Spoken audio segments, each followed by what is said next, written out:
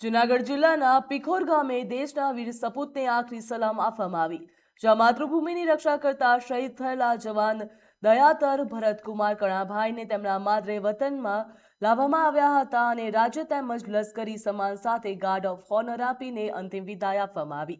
અંતિમ દર્શન માટે મોટી સંખ્યામાં ગ્રામજનો, પૂર્વ સૈનિકો, સૈનિક અધિકારીઓ અને જનમેદના ઉમટી પડી હતી। તો સમગ્ર વિસ્તારમાં વીર શહીદ અમર રહો અને ભારત માતા કી જયના ગગનભેદી નારાઓથી ગુંજી ઉઠ્યું હતું।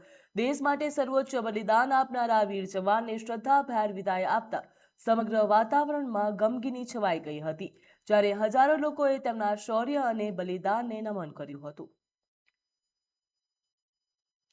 પિખોર ગામના એક પનોતા પુત્ર 23 વર્ષ આર્મીની નોકરી કરી અને શહીદ થયા છે। આજે એનો પાર્થિવ શરીર કેશોદ મુકામે આજ વિલીન કરવામાં આવ્યો। તેમાં 26 મરાઠા યુનિટના ગાર્ડ ઓફ ઓનર માટે ગાર્ડ આવી, એમના યુનિટ એએમઈ વડોદરાથી એના અધિકારીઓ આવ્યા અને જિલ્લા સૈનિક બોર્ડથી અમારા કે શુક્લ સાહેબે આજે હાજરી આપી અને આ ગ્રામજનોએ મોટી સંખ્યામાં હાજરી આપી।